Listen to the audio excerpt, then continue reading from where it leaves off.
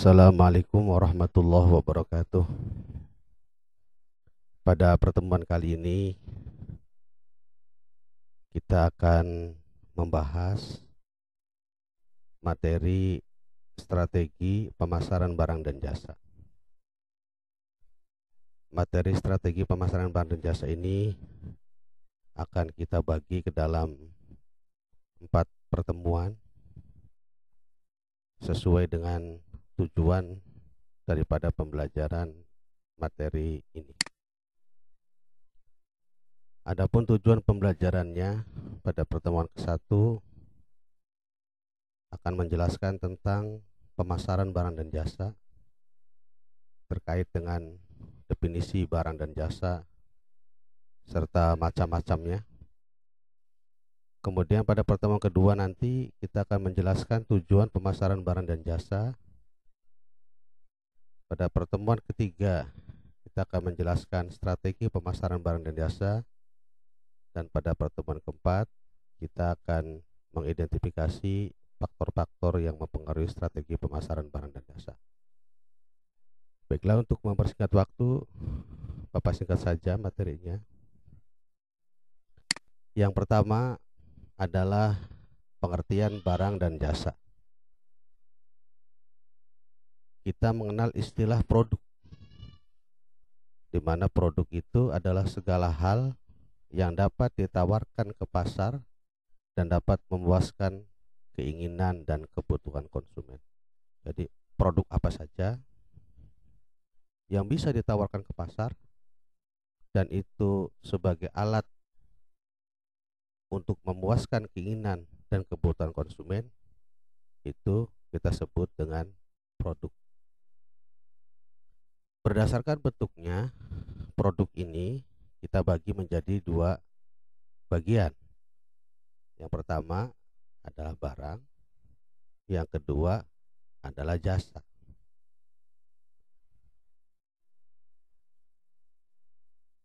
Produk yang berupa barang ini kita definisikan sebagai produk yang berwujud sehingga bisa dilihat, diraba atau disentuh, dipegang, disimpan, dipindahkan, serta perlakuan fisik lainnya dalam wujud fisik. Contohnya dapat kalian berikan contoh bahan tulis, buku, alat tulis, dan lain sebagainya. Barang ini apabila kita kelompokkan dari cara memperolehnya, barang ini dibagi menjadi 3 bagian. Ada barang ekonomi, barang bebas, dan barang ilit. Sedangkan dari sisi tujuannya, tujuan pemakaiannya, barang ini dibagi menjadi 2 bagian, yaitu barang konsumsi dan barang industri. Sedangkan apabila ditilik dari nilai gunanya, maka barang ini dikelompokkan ke dalam elementary utility, from utility, time utility, place utility, service utility, dan ownership utility. Apa itu barang ekonomi? Barang ekonomi adalah barang yang memenuhi kebutuhan manusia yang jumlahnya terbatas dan tidak sebanding dengan apa yang dibutuhkan oleh masyarakat karena sangat terbatas. Pengorbanan diperlukan untuk mendapatkannya. Jadi barang ekonomi itu kurang lebih adalah barang yang dibutuhkan oleh masyarakat, namun jumlahnya sangat terbatas, sehingga untuk mendapatkan barang ekonomi ini harus ada pengorbanan. Apa contohnya? Contohnya sandang, pakaian, kemudian makanan, kemudian rumah, dan lain sebagainya. Masih banyak barang-barang ekonomi atau barang-barang yang tersedia di pasar.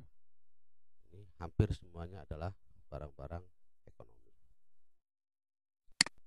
Kemudian yang kedua, dari cara memperolehnya ini ada yang namanya barang bebas. Kita lihat apa ini barang bebas. Barang bebas adalah barang tanpa batas yang memuaskan kebutuhan manusia sehingga untuk mendapatkannya tidak diperlukan biaya atau pengorbanan. Barang ini tersedia dalam jumlah yang melebihi dan merupakan hadiah dari alam, dari Allah. Apa contohnya? Contohnya cahaya matahari.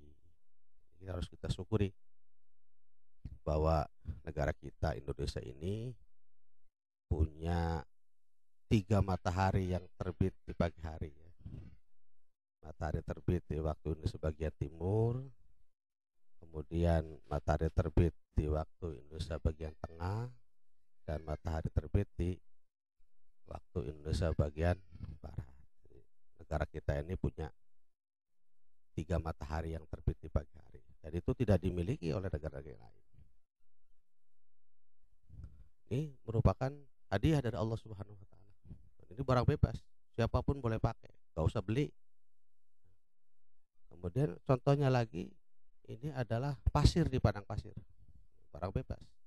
Ya, kalau di perumahan sih di daerah kita, di wilayah kita mungkin pasir sangat berguna untuk material bangunan. Jadi kalau di padang pasir orang jualan pasir mau ngapain?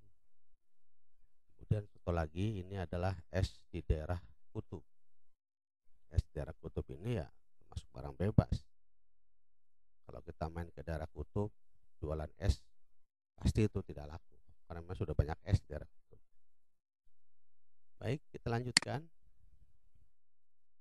Dari sisi cara memperolehnya, barang itu juga dibagi ke dalam yang namanya barang ilit. Apa ini barang ilit? Barang ilit adalah barang yang jika jumlahnya terbatas dapat memenuhi kebutuhan manusia. Sedangkan ketika jumlahnya sangat banyak akan menyebabkan bencana bagi manusia itu sendiri.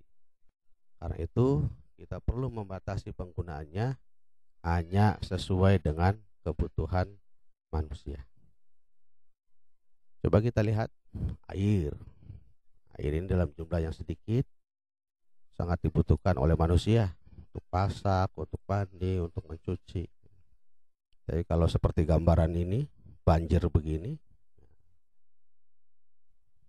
justru akan merugikan kita. Begitu juga api dalam jumlah yang kecil ya sangat dibutuhkan untuk korek, untuk kompor dan lain sebagainya. Tapi kalau sampai begini membahayakan kehidupan manusia. Jadi selesailah barang. Dari cara memperolehnya itu kita bagi ke dalam 3 kelompok tadi yang sudah jelaskan. Kemudian yang kedua, barang dari tujuan pemakaiannya ini kita kelompokkan ke dalam 2 kelompok. Yang pertama ada yang namanya barang konsumsi, yang kedua ada yang namanya barang industri. Barang konsumsi nanti kita bagi ke dalam convenience good, ya, dalam shopping good dan specialty good. Sedangkan barang industri kita bagi ke dalam bahan baku, komponen dan barang setengah jadi, perlengkapan operasi, instalasi, peralatan ekstra. Baik, kita jelaskan dulu apa itu barang konsumsi. Barang konsumsi adalah barang yang dipakai secara langsung atau tidak langsung oleh konsumen. Patokannya oleh konsumen untuk keperluan pribadi atau rumah tangga yang bersifat sekali habis atau barang yang dibeli untuk konsumsi akhir. Jadi barang konsumsi itu langsung, barang itu langsung dipergunakan. Ada 3 macam barang konsumsi ini. Ada yang kita kenal dengan istilah convenience good. Convenience good ini merupakan barang yang pada umumnya memiliki frekuensi pembelian yang tinggi atau sering dibeli, dibutuhkan dalam waktu segera, dan hanya memerlukan usaha yang minimum atau sangat kecil dalam perbandingan dan pembeliannya. Contohnya seperti sabun, pasta gigi, baterai, permen, surat kabar, dan lain sebagainya. Misalkan cari sendiri contohnya. Kemudian yang kedua, ada yang namanya shopping good. Apa barang shopping good ini? Adalah barang-barang yang dalam proses pemilihan dan pembeliannya konsumen bersedia membuang waktunya untuk memilih-milih. Untuk membeli barang ini biasanya telah direncanakan lebih dahulu. Kriteria perbandingan tersebut meliputi harga, bagaimana harganya, terjangkau atau tidak, kualitas, bagaimana kualitas sesuai atau tidak, dan model masing-masing barang. Contohnya alat rumah tangga, pakaian, dan furniture. Kemudian yang ketiga, barang konsumsi ini ada yang kita sebut dengan specialty good. Adalah barang-barang yang memiliki karakteristik dan atau identifikasi merek yang unik, di mana sekelompok konsumen bersedia melakukan usaha khusus untuk membelinya. Umumnya, specialty good ini terdiri atas barang-barang mewah dengan merek dan model spesifik seperti mobil Lamborghini, kamera Nikon, dan barang-barang mewah yang lainnya.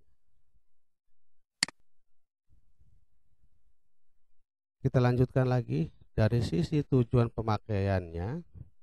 Barang ini juga kita kelompokkan ke dalam barang industri. Kita lihat, barang industri ini adalah barang yang dipergunakan untuk memproduksi atau dalam hal menjalankan perusahaan atau lembaga pemerintahan atau lembaga swasta. Jadi kalau barang industri ini, barang tersebut akan diolah kembali, jadi tidak langsung digunakan. Yang terkait dengan barang industri ini, yang pertama adalah bahan baku atau raw material, di mana bahan ini akan diproses dan digabung dengan barang-barang lain. Contohnya hasil hutan, bahan tambang, tembakau, buah-buahan, dan sebagainya. Kemudian komponen dan barang setengah jadi. Contohnya komponen-komponen yang ada pada mesin mobil atau spare part, ya. Kain untuk membuat baju, dan kertas untuk membuat buku. Kemudian ada lagi yang namanya perlengkapan operasi. Perlengkapan operasi ini adalah perlengkapan yang dibutuhkan untuk mengoperasionalkan suatu alat atau suatu kegiatan. Apa contohnya? Obeng, tang, palu, minyak pelumas atau oli kita menyebutnya, kertas, pulpen, dan lain sebagainya. Kemudian ada lagi namanya instalasi. Contohnya mesin cetak pada perusahaan percetakan. Ini sangat dibutuhkan. Mesin tenun pada perusahaan tekstil dan mesin penggiling pada perusahaan penggilingan padi. Ini termasuk instalasinya, ya, instalasi pendukungnya. Kemudian yang terakhir, barang industri ini ada yang kita sebut juga dengan peralatan ekstra. Apa peralatan ekstra itu? Adalah alat-alat tambahan atau perlengkapan yang dipakai untuk membantu instalasi. Jadi kalau tadi alatnya pada instalasi itu alat pendukungnya, nah kalau ini alat untuk membantu instalasi itu. Contohnya seperti proklip, ya kan, gerobak, truk pengangkut, dan lain sebagainya. Baik, kita lanjutkan. Dari sisi nilai gunanya, barang ini kita kelompokkan menjadi elementary utility, form utility, time utility, place utility, service utility, dan ownership utility. Coba kita lihat bagaimana nilai guna itu. Nilai guna itu dari sisi elementary utility ini, suatu benda akan lebih bermanfaat setelah benda tersebut bersenyawa atau dicampur dengan benda lain. Misalnya sirup, es, susu, dan buah nanas setelah dicampur akan menghasilkan minuman yang segar. Jadi kalau terpisah saja kurang memiliki nilai guna yang maksimal. Kemudian ada form utility. Suatu benda akan lebih terasa kegunaannya dan memiliki nilai guna yang lebih tinggi apabila bentuknya berubah. Bentuknya, kalau tadi si unsurnya ya, bersenyawa gitu kan, ini mah ke bentuknya. Misalnya balok kayu akan lebih tinggi nilai gunanya apabila bentuknya berubah menjadi perabotan rumah tangga, jadi lemari, jadi meja, jadi kursi. Ini bentuknya akan, nilai gunanya akan lebih tinggi lagi. Kemudian time utility. Suatu benda akan lebih tinggi nilai kegunaannya apabila dipakai pada waktu yang tepat. Misalnya payung dan jas hujan akan sangat bermanfaat apabila hujan turun. Selanjutnya ada yang namanya flash utility. Suatu benda akan lebih tinggi nilainya dan lebih bermanfaat untuk pemenuhan kebutuhan manusia bila benda itu dipindahkan tempatnya. Misalnya pasir, kalau masih di kali nilai gunanya kecil, tapi kalau sudah dipindah ke darat, apalagi sudah sampai ke lokasi pembangunan, akan lebih mahal lagi. Misalnya pasir dan batu di sungai akan lebih bermanfaat setelah dipindahkan ke kota sebagai bahan bangunan. Selanjutnya ada yang namanya service utility. Suatu benda dianggap mempunyai kegunaan jika dapat memberikan pelayanan kepada pelanggannya. Patungnya pada pelayanannya. Contohnya, televisi mempunyai kegunaan jika ada stasiun televisi. Kayak apa bagusnya televisi kalau tidak ada stasiun pemancarnya, tidak akan ada siarannya. Jadi kan layanan itu yang diutamakan. Kemudian yang terakhir ada yang namanya ownership utility. Suatu benda akan sangat bermanfaat setelah benda tersebut dimiliki secara sah. Jadi nilai gunanya akan lebih meningkat jika sudah dimiliki secara sah. Misalnya sepatu di toko akan dapat digunakan bila sudah dibayar atau dibeli dari toko tersebut. Baik, untuk pengertian barang sudah lengkap nih. Sudah kita jelaskan semua. Dari cara memperolehnya, dari tujuan pemakaian, dan dari nilai gunanya. Kita kembali lagi, di mana produk itu dibagi menjadi dua, ya, berdasarkan bentuknya ini. Satu barang, kedua jasa. Yang terakhir, apa yang kita maksud dengan jasa? Jasa itu ada produk yang tidak berwujud, berupa aktivitas, manfaat, dan kepuasan yang ditawarkan untuk dikonsumsi pihak lain. Jadi dia tidak berwujud. Jasa ini kita kelompokkan menjadi dua kelompok. Ada yang namanya perceived service atau jasa yang dirasakan. Ada yang kedua namanya expected service, jasa yang diharapkan. Apa jasa yang dirasakan itu? Jika jasa yang dirasakan lebih kecil daripada yang diharapkan, konsumen akan kecewa. Akibatnya mereka menjadi tidak tertarik lagi pada penyediaan jasa yang bersangkutan. Kemudian pada jasa yang diharapkan ini, jika jasa yang dirasakan melebihi daripada yang diharapkan, konsumen akan puas, bahkan sangat puas. Dengan demikian, besar kemungkinan mereka akan kembali menggunakan penyedia jasa tersebut. Jadi, lengkaplah sudah Dari penjelasan ini ya, yang kita sampaikan tadi ya, yang diakhiri dengan pengertian jasa, barangkali itu saja yang bisa Bapak sampaikan. Untuk pertemuan berikutnya kita akan membahas tentang menerapkan strategi pemasaran barang dan jasa. Demikian, terima kasih.